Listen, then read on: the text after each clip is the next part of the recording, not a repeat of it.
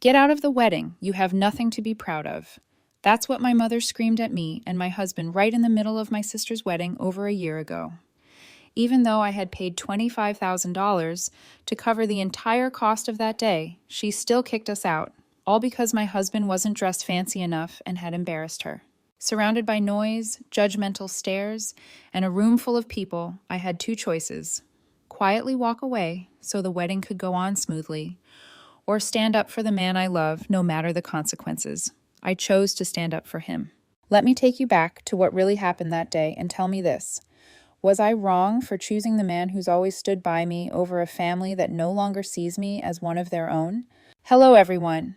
I'm Genevieve, 32 years old, and currently the Chief Financial Officer at a multinational corporation.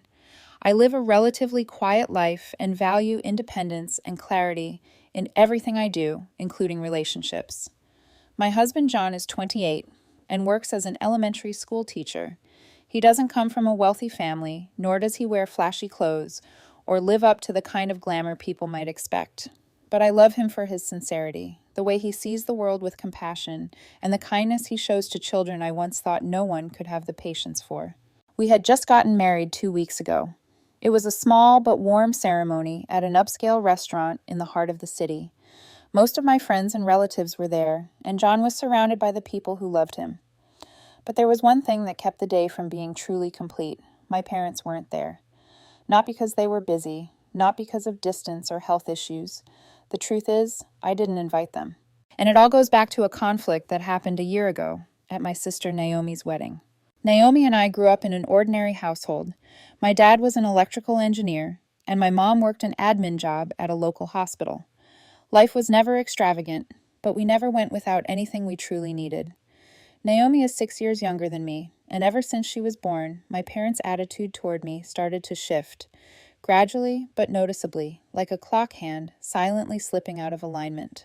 I still remember clearly what it was like in those early years when I was their only child.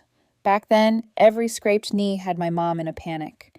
Every scribbled drawing I made was treated like a masterpiece and proudly taped to the wall by my dad. I used to believe that kind of love would never change. Then Naomi came along, a tiny, fair-skinned baby girl with a sweet laugh, someone people naturally wanted to hold. And just like that, everything seemed to shift so quickly I didn't even get the chance to ask why. I stopped being the subject of proud stories told to neighbors. I was no longer carried to bed when I stayed up late. Birthday presents became simpler, no longer filled with surprises like before. All the attention seemed to flow in a different direction. And strangely enough, I wasn't hurt by it, because I understood Naomi was my little sister.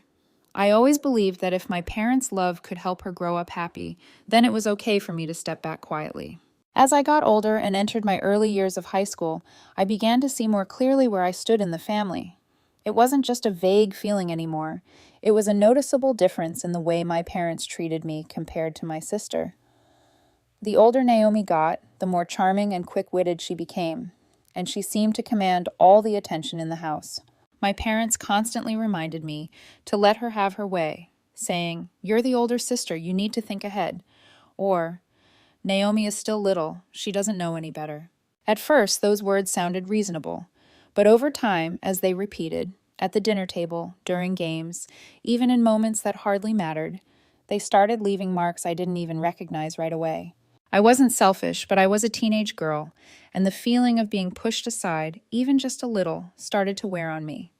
There were moments when I truly felt jealous. I snapped when she was defended, even though she was the one at fault. I got frustrated when my mom made me give up my toys, my seat, or even my study time to watch over her. And at times, I hated my little sister. But the strange thing is, Naomi was also the one who made it impossible to hate her.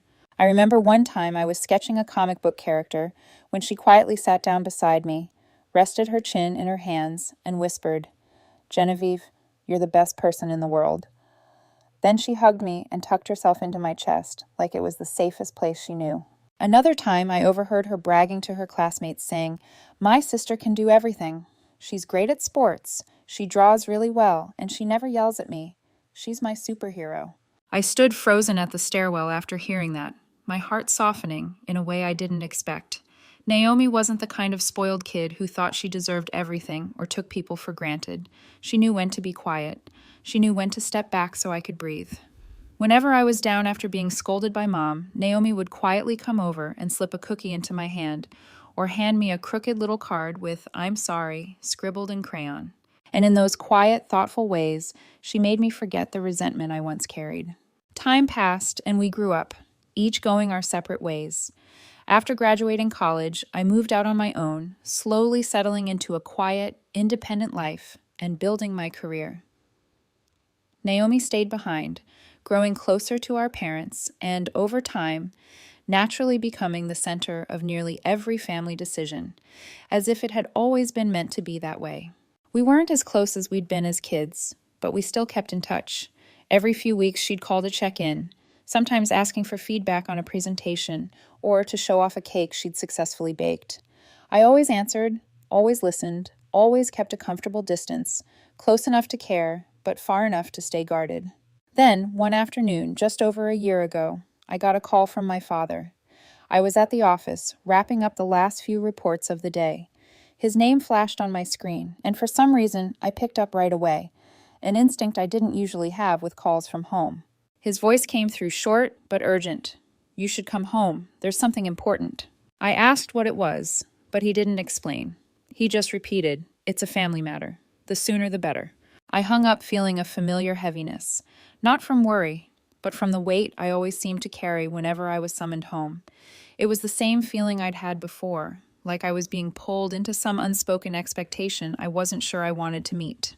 That night, I returned to the old house, the same house I hadn't stepped into since Naomi's birthday 2 years ago. I went alone, not because John didn't want to come, but because I didn't want to bring him back to a place that had once hurt him so deeply. At that birthday party, I brought John home with the simple intention of introducing the man I loved to my parents. He was still a bit shy back then. He wore a modest shirt and tie and brought a box of homemade cookies as a gift for Naomi. After a few polite greetings, everything seemed fine, until my mother asked what John did for a living. The moment she heard John was a kindergarten teacher, she paused and nodded slowly, like she was confirming something she'd already made up in her mind. Midway through dinner, as the conversation drifted toward education and John's job, my mother suddenly spoke. She didn't look at anyone, but her voice was loud enough for the whole table to hear. "Being a kindergarten teacher isn't a real profession. It's just paid babysitting." Her words dropped onto the table like a stone hitting a still lake. John froze. He didn't say a word. He just lowered his head and gave a faint smile, the kind you use when you're trying to hide how deeply something has cut you. I didn't respond right away. I looked at my mother, stood up, pulled out John's chair, and said quietly but loud enough for everyone to hear, "If you can't show John respect, then maybe we don't belong at this party." And just like that, we left. John hasn't set foot in that house since, and me? Since that day, I haven't been the obedient daughter I once was. That shift alone was enough for my mother to start harboring even more resentment toward John, even though he never once said a disrespectful word to her. As I was still lost in my thoughts, the door suddenly swung open. It was my mother. She stood there with her arms crossed, eyes sweeping quickly from head to toe before landing on the space beside me. Her voice cut through the room, cold and sharp, like she'd been rehearsing it. "You didn't bring that man with you? Good. I don't want to see his face." I looked up, kept my voice calm, and said slowly, word by word, "If you say that again, I won't ever come back to this house." She didn't respond, but her lips pressed into a thin line, and for the first time in a very long time, I saw something in her face that wasn't victory. It was hesitation. A few seconds later, my father stepped out of the kitchen. He wore an old sweater, his expression serious but not tense. His voice came short and clear. "Come in. We need to talk." I nodded, and we walked into the living room. Dinner that evening wasn't just with my parents. Naomi was there too. As I stepped into the room, I saw her sitting on the sofa, hands clenched in her lap, eyes filled with nervous energy. When she saw me, she gave me a slight nod, but didn't say a word. My father sat across from me. He crossed his arms, leaned back, and looked at me directly, as if presenting something that had already been carefully discussed. He said, "Naomi is getting married. The ceremony is in a month. We're in the middle of planning." I nodded slightly. That didn't surprise me. I knew she had a boyfriend, and marriage seemed like a natural next step. Then his tone shifted and dropped a little deeper. She's pregnant, 2 months along. Your mother and I want to get things done quickly and quietly, but the costs, well, they're hard to cover right now. Work's been rough lately, and Naomi's out of a job. He paused, as if gauging my reaction, then continued. We'd like your help, around $25,000. That'll cover the wedding dress, the reception, and the venue deposits. When he finished speaking, I leaned back in my seat and looked straight at Naomi. With my current job, $25,000 wasn't something I had to think long and hard about. But what made me pause was Naomi's silence. I asked her calmly, You've been working for 3 years. You didn't manage to save anything? She didn't answer. Her lips tightened. Her eyes shifted away from mine. That's when my mother jumped in, her voice protective and defensive. She's been paying off student loans, rent, everyday expenses. Not everyone is as well off as you, Genevieve. I didn't say anything right away. A few minutes passed in silence. No one pushed me. They knew I needed a moment. After thinking it through, I gave a slight nod. I didn't look at anyone as I spoke. I just kept my voice even. Okay, I'll help. The whole room exhaled, like someone had just opened a window after holding their breath. But I wasn't done. I leaned forward, elbows on my knees, and looked directly at my father as I added, I'm not giving anyone cash. I'll be the one signing the contracts with the venue. Every payment will go directly to the organizers. No middlemen, no handing money to family. At that, my father glanced at my mother. My mother glanced at Naomi. Naomi still didn't look at me. After a long pause, they agreed. A few days later, on a quiet weekend afternoon, I drove over to pick up Naomi. We had planned to visit the venue to finalize the booking and stop by a bridal shop to look at dresses. Everything went exactly as agreed. Every transaction was under my name, the contracts, the receipts, the payment confirmations. Nothing slipped past my control. I'm not a suspicious person by nature, but I learned early on. When it came to my parents, money rarely ended up where it was supposed to, unless I was the one steering the wheel. I used to believe helping family was simply the right thing to do, until one incident changed that. It was a few years back. My mom called me mid-morning, saying my dad urgently needed $2,000 for a medical checkup. I didn't ask questions. That same night, I wired the money. 3 days later, I stopped by their house unannounced. On the dining table was a brand new cold-pressed juicer, a still-packaged golf set, and a brochure for a discounted vacation to Florida, while my mom excitedly chatted with the neighbors over coffee. From that moment on, I stopped trusting them with money, and I never sent another dollar without knowing exactly where it was going. After I finished paying for everything, from the venue deposit to the wedding dress, and saw the joy in Naomi's eyes, I knew I had done the right thing. She stepped out of the boutique glowing, clutching the carefully wrapped white dress in her arms, unable to hide her excitement. As we stood by the car, she turned to thank me. It was the same gentle voice, the same look of quiet gratitude I'd always known. That's how Naomi has always been. Thoughtful, grounded, never taking what I did for granted. That evening, driving home through the city lights with soft jazz playing in the background, I let myself believe maybe things were finally getting better. After everything, after footing nearly the entire bill for her wedding, after choosing not to bring up the past or hold on to grudges, maybe my parents would begin to see me differently. Not as the cold, distant daughter, not just the sister who kept to herself, but as part of this family, truly. But then, 3 days before the wedding, my mother reminded me exactly why I should never let my guard down with her. That day, I was at the office pouring a cup of coffee when her name lit up my phone screen. The moment I picked up, her voice came through sharp and commanding, like she was reading from a script. The wedding's in 3 days. You'll come alone. Don't bring that man. That man. Not my boyfriend. Not my husband. Just that man. John. The man who had stood by me through every storm, who had faced life's trials with me without ever once asking for more than respect. In my mother's eyes, he was nothing more than that man. I stood by the window, the paper cup warming my hand like a warning. I asked quietly, why? My mother didn't even pause. It was like she'd been waiting for the question. He's an embarrassment to the family. It's not just his job as a teacher. It's how he dresses, plain, unrefined. One look and you can tell he's not on our level. I closed my eyes, and in that moment, something inside me, something long, soft, began to harden. I took a slow breath and answered, each word deliberate, firm. not raised in anger, but heavy enough to end the conversation. That's enough. I don't want to hear anymore. And if you keep this up, I won't be seeing you again. Then I hung up. And in that exact moment, I knew one thing with complete clarity. This wedding would not be the simple family affair I had once hoped for. On Naomi's wedding day, everything was set. As I fastened the last clasp on my dress, John stepped out from the bedroom. His light blue shirt fit him with soft elegance, modest, graceful, exactly who he was. He walked over and adjusted the necklace around my collar in silence. Then he paused, hesitated, and looked at me.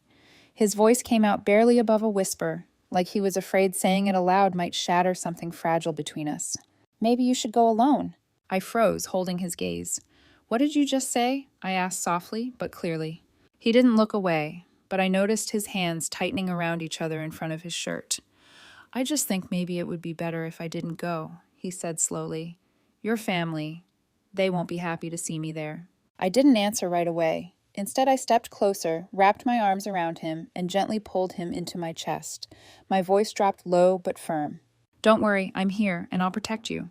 About an hour later, we left the house and arrived at the venue earlier than most guests. As the bride's sister, I wanted to be there ahead of time, to see Naomi in her dress, to make sure that at least part of this day would carry absolute joy. But just as we walked into the reception hall, my mother, standing near the welcome table, chatting with some relatives, turned and spotted us. She froze. Her smiling face dropped instantly. She didn't say a word at first. She just stared at me, then gave John a long, unmistakably disapproving glance. Then she began walking toward us. Each step of her heels echoed like a warning knock on a door no one wanted to answer. No smile, no greeting. She tilted her head toward me, voice low, clipped, and full of command. Come with me, both of you. Without hesitation, I turned to John, gave his hand a reassuring squeeze, and followed my mother. The moment the three of us stopped in the hallway behind the reception hall, my mother spun around. She stood tall, arms crossed tightly over her chest, her sharp eyes flicking past me before landing squarely on John. Her voice came out low, but tight with restraint. Do you not understand plain language, Genevieve? I told you not to bring him. I knew then this wasn't going to be a simple conversation. I straightened up, shifted slightly in front of John, half shielding him, and tried to keep my voice calm. This is Naomi's wedding. I'm her sister. John is my husband. His being here is completely appropriate. My mother narrowed her eyes, then let out a short, bitter laugh. Her words dripped with sarcasm. Husband? A man who teaches kindergarten? I've held my tongue, Genevieve, but today is a big day. I won't have people whispering behind our backs just because you brought someone so plain, so cheap-looking. At that, John squeezed my hand tighter. His hand had gone cold, but it didn't shake. He said nothing, and somehow that silence hurt me more than if he had cried. I turned to my mother, lowered my voice, but let each word land like a stone. I don't care what people think, but I do care about the way you're treating the man I love. She let out a longer laugh this time, cold and bitter, like frost breaking glass. The man you love? Let me ask you this. Are you trying to play the hero? Do you think dropping $25,000 gives you the right to do whatever you want? I took a deep breath, still holding John's hand, steadying myself, grounding myself in him. My voice stayed even, but firm. I've never once brought up that money. I've never used it to ask for anything. But since you mentioned it, yes, I think I deserve a little respect. At the very least, not to be treated like an outsider when I'm the one who signed every single contract for this entire event. My words must have struck a nerve. Her pride flared, and her voice rose to a near scream. You think you should be proud of that 25 grand? And then, in one of those moments I'll never forget, in a cold, narrow hallway with no one to witness it, no eyes watching but ours, she shouted loud enough for anyone nearby to hear. Get out of the wedding. You have nothing to be proud of. The words rang out like a slap with no hand. They echoed off the walls, then echoed again inside my chest. After my mother said those words, I stood still for a moment, breathing in slowly, like I needed that breath to hold back the wave rising inside my chest. Then I looked at her, and with a calm, steady voice, low but clear enough that not a single word would be missed, I said, All right, if that's how you feel, then I have nothing left to stay for. I gripped John's hand tightly, turned around, and walked straight out of that hallway toward the reception area, the very room where a month ago I had signed the wedding contract myself and wired the full payment in advance. At the front desk, I asked to speak with the venue manager. My tone stayed calm as I explained my request and referenced the terms in our agreement, adding a few specific instructions. A few minutes later, the manager politely stepped out with me and John. Together, we walked toward the center of the hall, where my parents and Naomi stood with a small group of relatives. His voice rang out clearly across the room. Apologies, but as requested by Ms. Genevieve, the contract holder, we will begin closing down the event space in 20 minutes.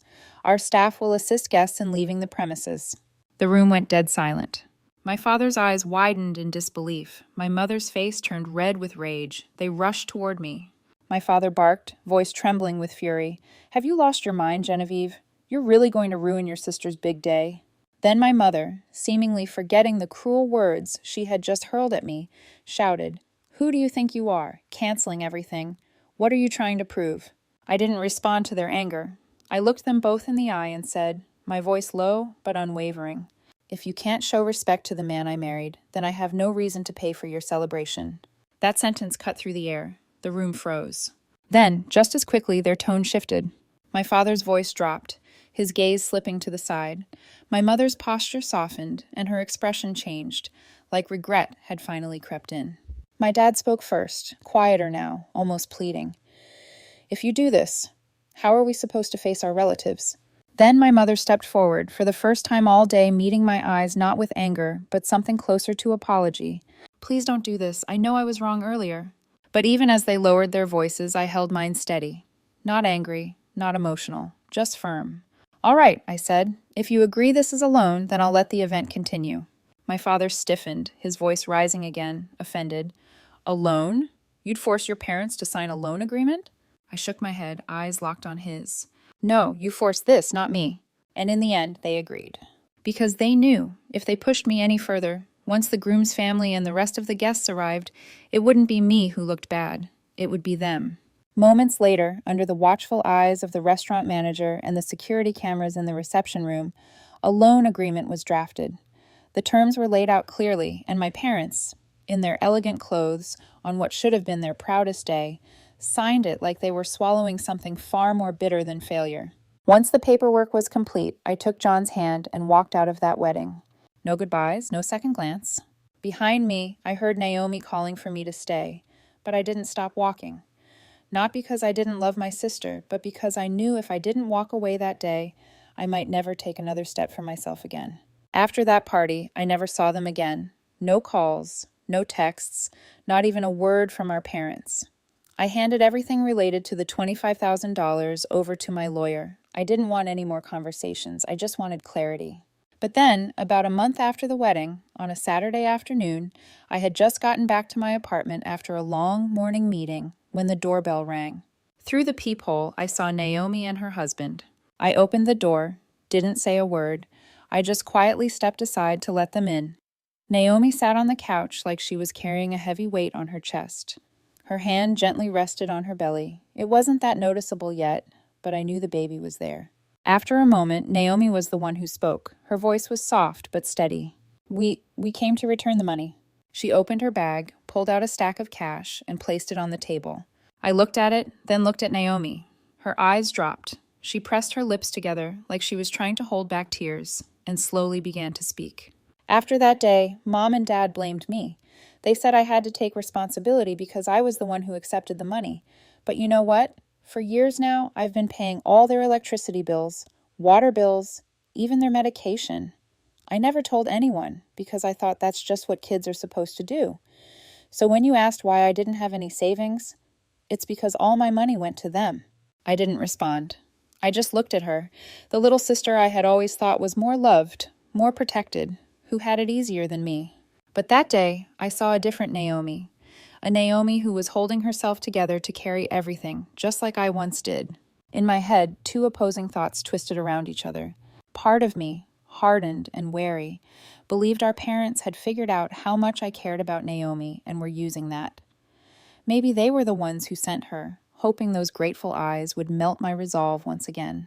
But the other part of me, the part that still remembered how Naomi used to proudly tell her friends, "My sister Genevieve is the best person in the world," that part believed she was telling the truth. After a few minutes of silence, I let out a sigh, then gently pushed the stack of cash back toward her. Naomi looked up, her eyes brimming with tears, surprised. I looked her straight in the eye and said slowly, "This money, it's not for you."